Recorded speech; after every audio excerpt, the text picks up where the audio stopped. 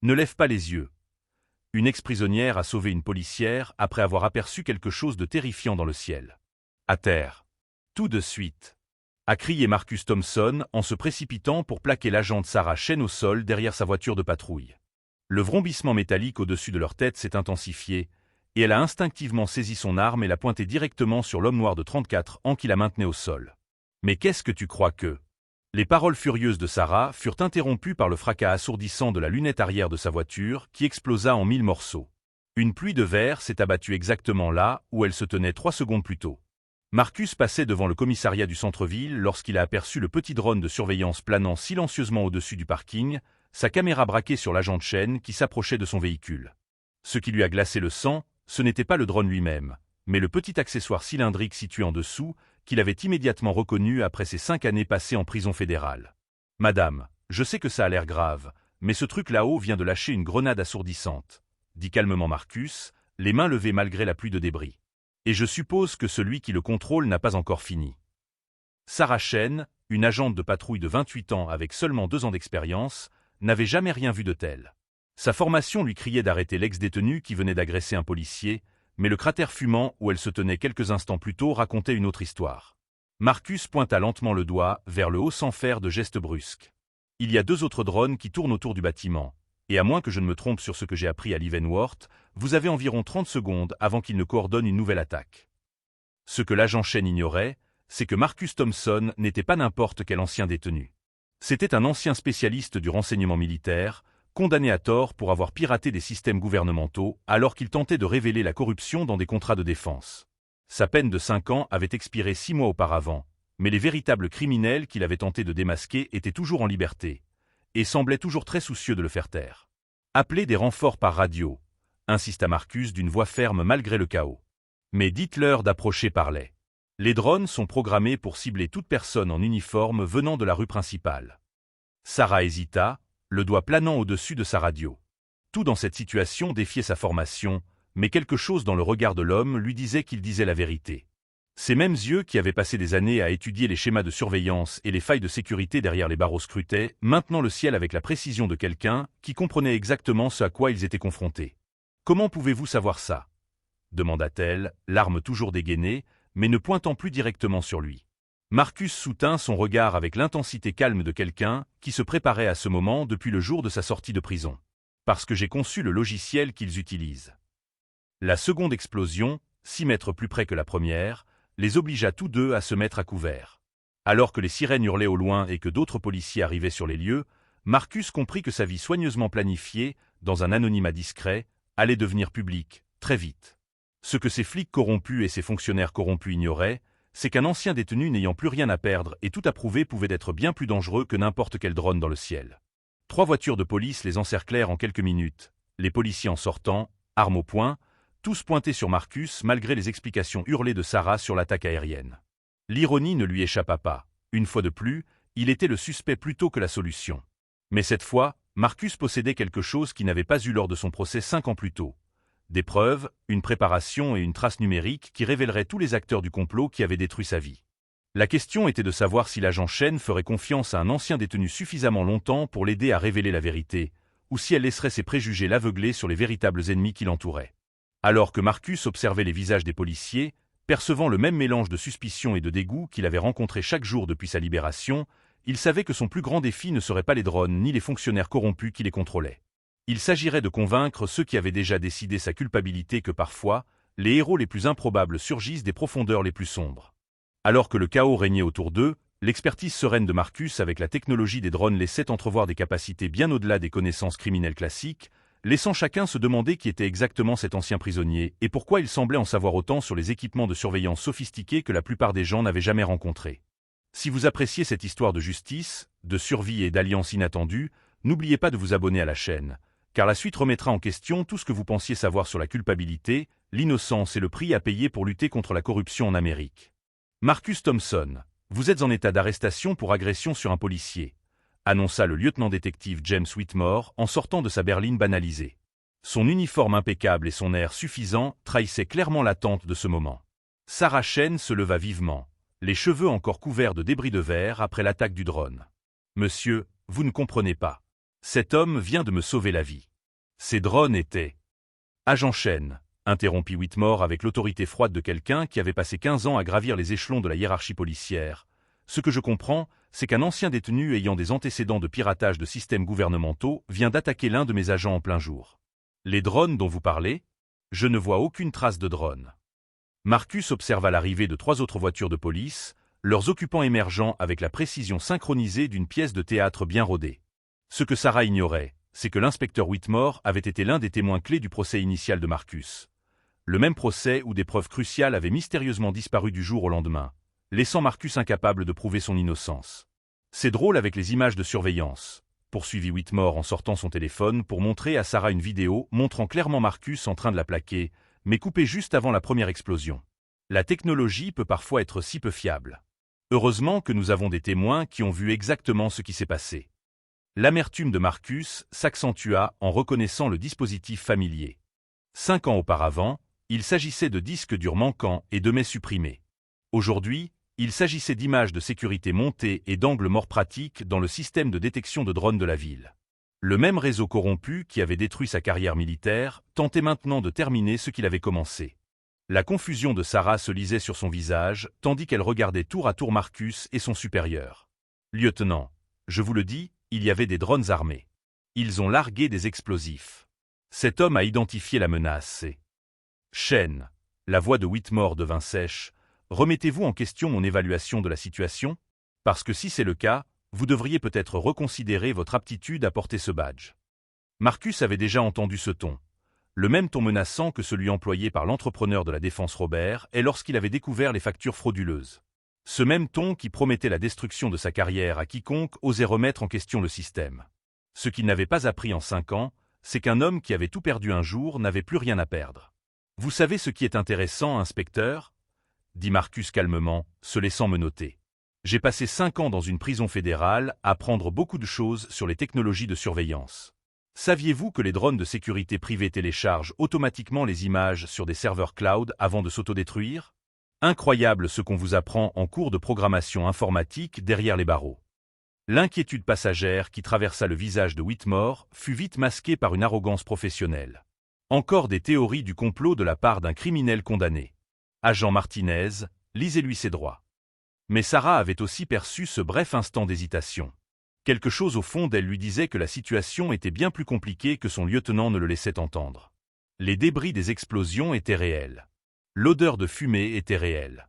Et l'intelligence sereine dans le regard de Marcus suggérait quelqu'un qui jouait aux échecs pendant que tout le monde jouait aux dames. « Monsieur, » tenta Sarah une fois de plus, « ne devrions-nous pas au moins enquêter sur les allégations de drone? Il pourrait y avoir des preuves matérielles. » « La seule preuve ici est un ancien détenu qui a agressé un policier, » rétorqua Whitmore. « Affaire classée. » Alors que Marcus montait dans la voiture de police, il croisa le regard de Sarah par la fenêtre. « Agent Chen, vérifiez la caméra de sécurité nord-ouest du bâtiment. Celle qui fonctionne depuis 3 mois. Demandez-vous pourquoi ils ne l'ont pas encore réparée. » Les voitures de police s'éloignèrent, laissant Sarah seule sur le parking, avec des vitres brisées et des traces de brûlures que son lieutenant semblait déterminé à ignorer. Ce qu'elle ignorait, c'est que Marcus avait passé 6 mois depuis sa libération à cartographier minutieusement chaque caméra, chaque angle mort et chaque fonctionnaire corrompu au sein du pouvoir de la ville. De retour au commissariat, Marcus fut traité avec la même humiliation systématique dont il se souvenait lors de sa première arrestation. Empreinte digitale, photos et le rituel familier de la réduction d'un être humain à un numéro de dossier. Mais cette fois, il n'était pas l'officier de renseignement militaire naïf qui faisait confiance au système pour protéger les innocents. Whitmore entra dans la zone de détention provisoire avec l'assurance d'un homme qui pensait avoir toutes les cartes en main. « Vous savez, Thompson, je pensais que 5 ans à Leavenworth vous auraient appris à vous taire. J'imagine que certaines personnes n'apprennent jamais. »« Oh, j'ai beaucoup appris, » répondit Marcus, sans prendre la peine de lever les yeux de son banc étroit, tranquillement assis. « J'ai appris que les flics corrompus comme vous commettent toujours la même erreur. Vous supposez que parce que vous avez détruit ma vie une fois, vous pouvez recommencer. » Le visage de l'inspecteur se durcit. « Vous retournez en prison, et cette fois, il n'y aura pas de libération anticipée pour bonne conduite. Je m'en assurerai. »« Voyez, c'est votre première erreur, » poursuivit Marcus avec la patience d'un professeur expliquant un concept simple. « Vous pensez que je me cache depuis 6 mois parce que j'ai peur de vous. En fait, je documente chacun de vos faits et gestes, vous et vos amis, depuis ma sortie. » Whitmore s'approcha des barreaux, sa voix se réduisant à un murmure dangereux. « Vous bluffez. Vous n'êtes personne. Un ancien détenu sans argent, sans relation, sans crédibilité. » Marcus leva enfin les yeux et, pour la première fois, Whitmore vit quelque chose dans ses yeux qui le fit reculer involontairement. Ce n'était ni la peur ni le désespoir, mais la confiance tranquille d'un homme trop souvent sous-estimé. « Vous savez ce qui est drôle dans l'invisibilité, inspecteur ? Les gens disent autour de vous des choses qu'ils ne diraient jamais devant quelqu'un qu'ils considèrent comme important. Et la technologie a tellement progressé depuis mon incarcération. Smartphone, stockage en ligne, sauvegarde cryptée.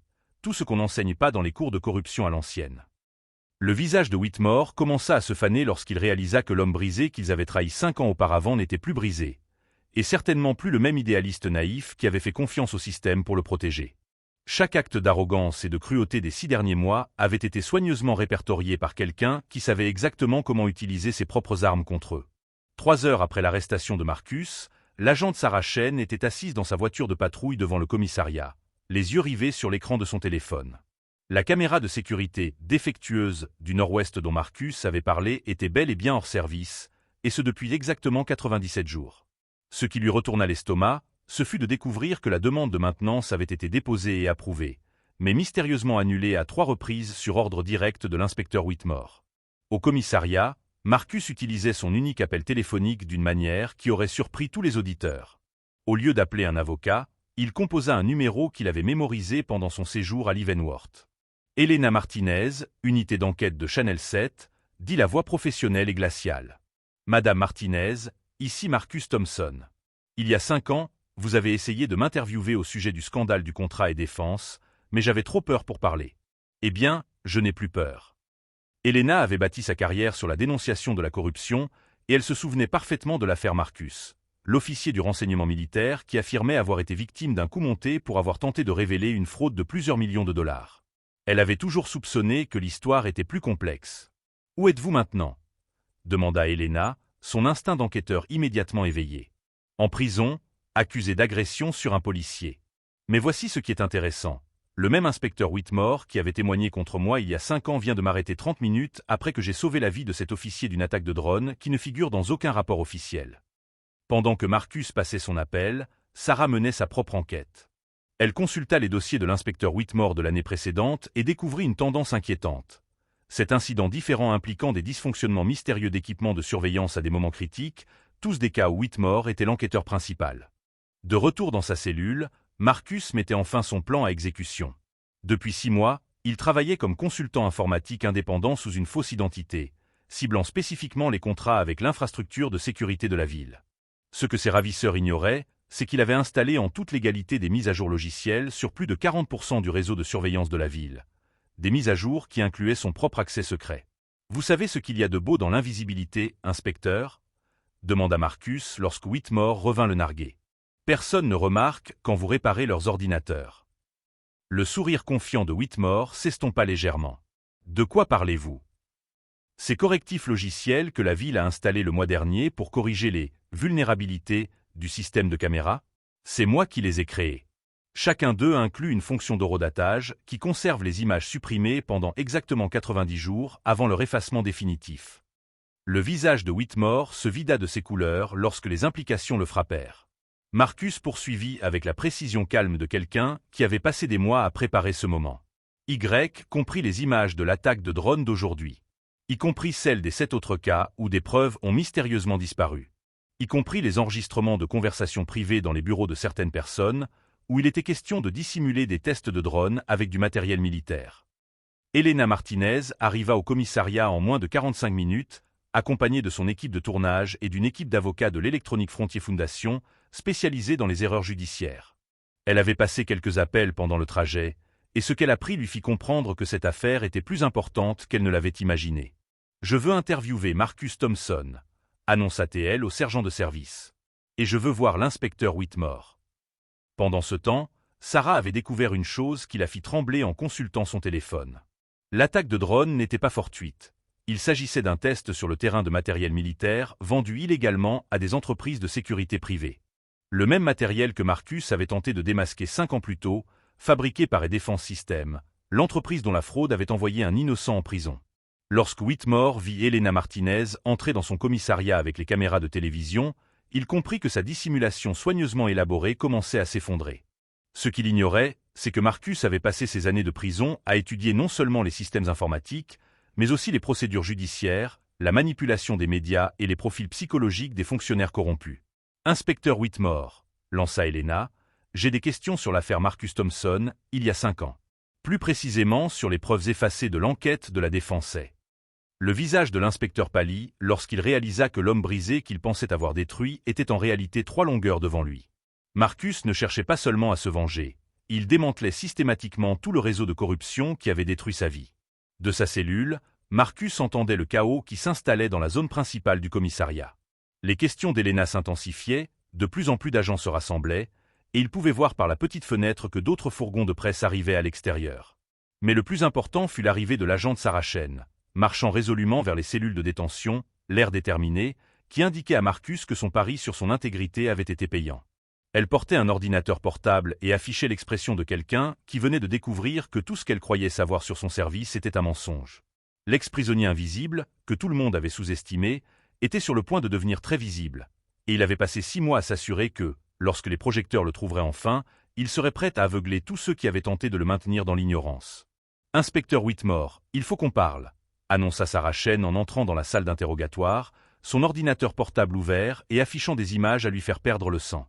L'écran diffusait une vidéo d'une netteté irréprochable de 3 drones militaires larguant des engins explosifs sur le parking du commissariat, avec des eurodatages prouvant tout ce que Marcus avait affirmé. « Où avez-vous trouvé ça ?» demanda Whitmore, son arrogance habituelle se brisant comme de la glace. « Des mêmes serveurs de sauvegarde qui stockent 90 jours d'images supprimées de toutes les caméras de la ville, » répondit froidement Sarah. « Y compris celle de votre bureau, où vous avez eu des conversations très intéressantes avec Robert Ray de T-Défense System. » Dehors, dans la zone principale, Elena Martinez diffusait en direct, son équipe capturant l'expression de plus en plus paniquée de l'inspecteur Whitmore par la fenêtre de la salle d'interrogatoire. Ici Elena Martinez, en reportage depuis le commissariat du centre-ville, où nous assistons à ce qui pourrait bien être le plus grand scandale de corruption de l'histoire de cette ville. Marcus, assis tranquillement dans sa cellule, observait le chaos se dérouler exactement comme il l'avait prévu. Pendant 6 mois, il avait systématiquement documenté chaque conversation, chaque transaction illégale, chaque dissimulation impliquant le réseau qui avait détruit sa vie. Mais son chef-d'œuvre ne résidait pas seulement dans les preuves vidéo, mais aussi dans le timing. « Voyez-vous, inspecteur », lança Marcus depuis sa cellule, « pendant que vous pensiez que je me cachais comme un homme brisé, j'assistais en fait à toutes les réunions du conseil municipal, à toutes les audiences de la commission de police, à tous les forums publics où l'on parlait de T-Défense System. C'est incroyable comme les gens parlent sans se douter qu'un ancien détenu puisse avoir une quelconque importance. » Whitmore se retourna, le visage déformé par la rage et le désespoir. Personne ne croira un criminel condamné plutôt qu'un inspecteur de police décoré. Vous avez tout à fait raison, acquiesça Marcus avec un sourire narquois. C'est pourquoi j'ai veillé à ce que toutes les preuves proviennent de vos propres paroles. Sarah lança une autre vidéo, et soudain, la salle d'interrogatoire se remplit de la voix enregistrée de Whitmore, tirée d'une conversation 3 semaines plus tôt. L'affaire Thompson doit être réglée définitivement cette fois. Et s'inquiète de l'enquête du Sénat, et on ne peut pas se permettre que son expérience dans le renseignement militaire pousse les gens à poser des questions. Le visage de Whitmore disparut complètement tandis que sa propre voix poursuivait. Organiser un test sur le terrain des nouvelles capacités du drone. Faites croire qu'il a attaqué un policier, et nous justifierons la suite par de la légitime défense. L'émission d'Elena atteignait un pic d'audience tandis que de nouvelles preuves inondaient les écrans. Des relevés bancaires attestant de paiements de T-Défense à des sociétés écrans contrôlées par Whitmore. Des SMS coordonnant le timing de l'attaque du drone du jour. Des chaînes de mails expliquant comment piéger Marcus pour agression alors qu'il testait du matériel militaire sur le sol américain. La preuve la plus accablante, rapporta Elena à son auditoire, provient du système de sécurité de l'inspecteur Whitmore, que Marcus Thompson a entretenu légalement dans le cadre de son activité de consultant informatique. Chaque conversation, chaque séance de planification de ce qui semble être une tentative de meurtre à l'aide de drones militaires, a été enregistrée par l'homme même qu'il cherchait à éliminer. De retour en cellule, Marcus se leva enfin, sa voix emplie de l'autorité tranquille de quelqu'un qui avait passé 5 ans à étudier chaque jurisprudence, chaque procédure d'appel, chaque méthode pour dénoncer la corruption institutionnelle. « Inspecteur, vous souvenez-vous de ce que vous m'avez dit il y a 5 ans, lors de ce premier interrogatoire ? Vous avez dit, Le système protège les bons flics des fauteurs de troubles comme vous. Les mains de Whitmore tremblaient alors que d'autres voitures de police arrivaient à l'extérieur, non pas pour le soutenir, mais pour l'arrêter. Les agents fédéraux saisissaient déjà ses ordinateurs, ses relevés téléphoniques, ses documents financiers. Eh bien, vous aviez à moitié raison, poursuivit Marcus. Le système protège bel et bien les bons flics. L'agent Chen l'a prouvé aujourd'hui en choisissant la vérité plutôt que la loyauté envers un supérieur corrompu. Mais vous aviez tort sur un point, je n'ai jamais été le fauteur de troubles. Vous l'étiez. Le coup de grâce fut porté lorsque Sarah passa l'enregistrement du matin, capturé par l'application cachée de Marcus sur son téléphone, qui avait été automatiquement téléchargé sur des serveurs cloud tout au long du processus d'arrestation. La voix de Whitmore était limpide. « Tu sais, Thompson, je pensais que 5 ans à Leavenworth t'auraient appris à te taire. J'imagine que certaines personnes n'apprennent jamais. » Suite à la réponse de Marcus, « Oh, j'ai beaucoup appris. J'ai appris que les flics corrompus comme vous font toujours la même erreur. » L'émission en direct d'Helena capta le moment où des agents fédéraux entrèrent au commissariat pour arrêter l'inspecteur Whitmore. L'homme qui avait passé 15 ans à bâtir sa carrière sur la corruption et les dissimulations fut emmené menotté, tandis que les caméras de télévision capturaient chaque instant de son humiliation. L'ironie, rapporta Helena tandis que Whitmore était poussé dans un véhicule fédéral, c'est que la condamnation injustifiée de Marcus Thompson lui a en fait donné les compétences, les connaissances et la motivation nécessaires pour démasquer un réseau de corruption qui opérait depuis plus de 10 ans. Lorsque Marcus fut enfin libéré de sa cellule, il passa devant l'inspecteur brisé avec la même dignité calme qu'il avait conservée tout au long de ses 5 années d'emprisonnement.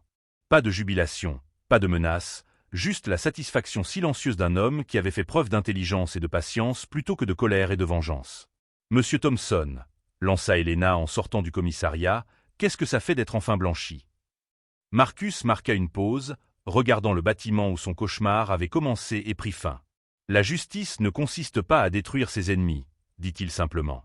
Il s'agit de s'assurer qu'ils ne puissent détruire personne d'autre. » La révélation qui allait le plus choquer les téléspectateurs était encore à venir. L'attaque de drone n'avait rien d'aléatoire, mais un test de terrain calculé visant à éliminer la seule personne capable de dénoncer les sous-traitants militaires vendant illégalement des armes aux forces de l'ordre national, transformant les rues américaines en terrain d'essai pour des technologies de guerre censées être utilisées exclusivement à l'étranger. 6 mois après l'arrestation de l'inspecteur Whitmore, Marcus Thompson se tenait sur les marches du tribunal fédéral, ajustant son nouveau costume sous les yeux des journalistes. Le procès pour condamnation injustifiée venait d'être réglé à l'amiable pour 2,3 millions de dollars. Mais surtout, son nom avait été complètement lavé de toutes les accusations, anciennes et nouvelles. « Monsieur Thompson », lança Helena Martinez, couvrant désormais son histoire comme un parfait exemple de justice différée mais non refusée. « Quelle est la suite pour vous après cette victoire juridique ?» Marcus regarda le palais de justice où son cauchemar avait enfin pris fin. L'enquête fédérale déclenchée par son témoignage avait révélé un réseau de corruption couvrant 3 États, impliquant plus de 40 responsables des forces de l'ordre et sous-traitants de la défense. Et Defense System avait été définitivement fermé, son programme illégal de drones avait été interrompu et ses dirigeants risquaient des décennies de prison. Le mois prochain, je prends mes nouvelles fonctions de directeur technique de la division cybercriminalité du FBI, annonça Marcus, sa voix emplie de la confiance tranquille d'un homme qui avait fait de sa plus grande faiblesse sa plus grande force. Apparemment, le gouvernement apprécie les personnes qui comprennent les 2 facettes du système, comment l'exploiter et comment le protéger. L'agent de Sarah Chen, devenu inspecteur Chen après sa promotion pour intégrité dans l'enquête Whitmore, était à ses côtés, son plus fervent soutien et son ami la plus proche. Depuis cette matinée chaotique, leur partenariat avait évolué vers un engagement commun plus profond, un engagement commun à garantir que les systèmes judiciaires rendent réellement justice. L'ironie ne m'échappe pas, poursuivit Marcus, que les mêmes techniques de surveillance qu'ils m'ont envoyé en prison pour que j'apprenne soient aujourd'hui utilisées pour attraper des fonctionnaires corrompus et dénoncer les gaspillages du gouvernement. Parfois, la meilleure façon de réparer un système défaillant est de le comprendre de l'intérieur. Pendant ce temps, dans une prison fédérale, l'ancien inspecteur James Whitmore purgeait une peine de 25 ans pour complot, tentative de meurtre et racket. L'homme qui avait autrefois contrôlé les preuves et manipulé les témoignages passait désormais ses journées en cellule, oublié du système qu'il avait tenté de corrompre. Sa pension avait été révoquée, ses biens saisis et sa réputation détruite par la même couverture médiatique qu'il avait autrefois utilisée pour piéger des innocents. Les dirigeants de Défense ont connu des destins similaires. Leurs maisons de plusieurs millions de dollars saisies, leurs abonnements à des country clubs annulés, leurs enfants transférés d'école pour échapper à la honte familiale. Le réseau corrompu, qui semblait invincible, s'était effondré parce qu'ils avaient sous-estimé un homme qu'ils considéraient comme impuissant. La transformation de Marcus, d'ancien détenu invisible à expert fédéral en cybersécurité, ne s'était pas faite du jour au lendemain. La ville lui avait proposé un important contrat de conseil pour moderniser l'ensemble de son infrastructure de surveillance, légitimement cette fois. Les entreprises technologiques se sont disputées le recrutement de l'homme qui avait révélé à lui seul le plus grand scandale de corruption gouvernementale depuis des décennies. Mais le changement le plus satisfaisant était personnel. Marcus avait acheté une modeste maison dans le quartier où il avait grandi et créé une fondation offrant une aide juridique et des formations technologiques aux personnes condamnées à tort. Chaque mois, il recevait des lettres de prisonniers qui avaient entendu son histoire et espéraient que leurs propres affaires seraient annulées. « Vous savez ce que j'ai appris pendant ces 5 années de prison ?» demanda Marcus à la foule de journalistes et de sympathisants. « J'ai appris qu'être invisible n'est pas toujours un désavantage. Parfois, c'est exactement ce qu'il faut pour voir clair, planifier soigneusement et frapper au bon moment. » L'inspectrice Chen hocha la tête, se souvenant de ce matin où Marcus lui avait sauvé la vie en décelant des dangers que d'autres n'avaient pas vus. La personne la plus dangereuse dans tout système corrompu, ajouta-t-elle, est celle qui n'a plus rien à perdre et tout à prouver. Marcus a prouvé que l'intelligence, la patience et l'intégrité triompheront toujours de l'arrogance, de la corruption et des préjugés. La conférence de presse s'est conclue par l'annonce par Marcus de ses fiançailles avec le docteur Lisa Patterson, l'avocate spécialisée dans les droits civiques qu'il avait représentée tout au long de ses batailles juridiques. Elle avait su voir au-delà de l'étiquette d'ancien détenu et reconnaître l'esprit brillant et la détermination qui se cachaient derrière, prouvant que parfois, l'amour vous trouve juste au moment où l'on est prêt à croire à nouveau en soi. Alors que la foule se dispersait, Marcus repensa au parcours du jour où il avait plaqué une policière pour lui sauver la vie. Il avait été traité de criminel, considéré comme un bon à rien et mis au rebut par la société. Mais il avait aussi été sous-estimé par les bonnes personnes, au bon moment. La meilleure vengeance, avait confié Marcus à Helena lors de son dernier entretien, n'est pas de détruire ses ennemis. C'est de réussir si complètement que leur haine n'a plus aucune importance. L'inspecteur Whitmore a passé 5 ans à essayer de me briser, mais il m'a donné les outils pour construire quelque chose de mieux que tout ce que j'aurais pu imaginer. Son histoire était devenue une étude de cas pour les programmes de réforme de la justice pénale à travers le pays, prouvant que les plus grands échecs du système pouvaient devenir ses plus puissants catalyseurs de changement. L'ancien détenu, autrefois un déchet de la société, en était devenu le gardien, protégeant les autres des mêmes injustices qu'il avait subies. Debout devant le palais de justice, sous le soleil de l'après-midi, Marcus Thompson leva les yeux vers le ciel, ne scrutant plus les drones menaçants, mais appréciant simplement la liberté de marcher où bon lui semblait. Il avait appris que la véritable justice ne vient pas des tribunaux ni des insignes, mais des gens ordinaires qui refusent de laisser la corruption gagner, peu importe le temps que cela prend ou son apparente impossibilité. Si cette histoire de résilience, d'intelligence et de triomphe ultime sur la corruption vous a inspiré, n'oubliez pas de vous abonner à la chaîne pour découvrir d'autres histoires vraies incroyables qui prouvent que des héros peuvent surgir des endroits les plus inattendus et que parfois les plus grandes victoires reviennent à ceux qui ont la patience de les planifier parfaitement.